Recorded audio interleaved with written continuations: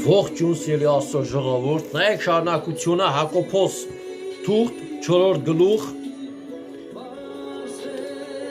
6-րդ խոսքից ասում է Աստված անբարտավաներին հակառակ է կենում, բայց խոնաներին շնորհք է տալիս։ Արթնազանդեցեք Աստծուն, հակառակացեք սատանային, եւ նա կփախչի ձեզանից։ Մոտեցեք Աստծուն, եւ նա կմոտենա ձեզ։ Սրբեցեք ձեր ձեռքերը, ով մեղավորներ, եւ ձեզ սրտերը մաքրեցեք, ով երկմիտներ։ Տառապեցեք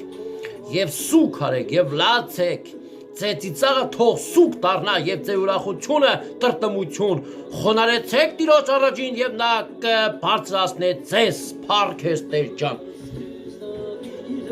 Սուգը լացը նկատի ունի, երբ որ մարդ աշխարհի հանդեպ սեր ունի եւ մեղքերի մեջ թաղված ասած չի կարողանում ազատագրվի ոչ էլ աշխարհի սիրուց,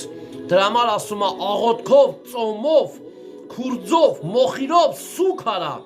քո ծիծաղը, քո րջվանքը աշխարհի հանդեպ փոխասկի, լացի, տառապան քաշա, որ ապաշխարես, որ դառնաս, որ թողես աշխարհի սերը, գաս դեպի Աստված, Աստծուն սիրես։ Դրա համար ասում Աստված անբարտավաններին հակառակ է կենում, բայց խոնաներին շնորհք է տալիս։ Այսօր շատ հավատքի ժողովուրդը այսպես է քարոզում, որ խոնարհները նրանք են, ովքեր գլուխ են խոնարհում մարդկանց առաջ, ասենք շատ առաջնորդների առաջ, բայց աշխարհի հանդեպ սեր ու փափակ իրան սրտերի մեջ ապրում է, բայց Աստծո ուզած խոնարհությունը նա է, որ դու աշխարհի հանդեպ սեր չունենաս, այլ Աստծուն սիրես, այո, Աստծո սերը քո սրտի մեջ, Տիրոջը կրես քո սրտի մեջ եւ մարդկանց էլ հարգես, սիրես, պատվես, իհարկե, բայց երբ որ դու մարդկանց առաջին գլուխ խոնարհես, մարդկանց առաջին խոնարհություն ցույց տաս, բայց քո սրտի մեջ աշխարհի հանդեպ սերը լինի, փափակը դեպի աշխարհի վայելքը, դա կեղծ խոնարհություն է համարվում։ Խոնարհեցեք Տիրոջ առաջին եւ նա կբարձրացնի ձեզ։ Տիրոջ առաջին խոնարհությունը Տիրոջ հանդեպ սեր ու փափակ ունենալա եւ աշխարհի սերը թողելա։ Դրա համար ասում է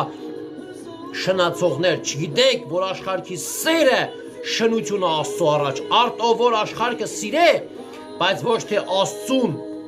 շնություն է գործում։ Այստեղ է անբարտավանը կոչվում, ժողովուրդ ջան, դառնանք, ապաշխարենք, մաքրվենք, սրբվենք, թողենք աշխարհի սերը եւ Աստծո փառքի համար ապրենք ու սիրենք Աստծուն։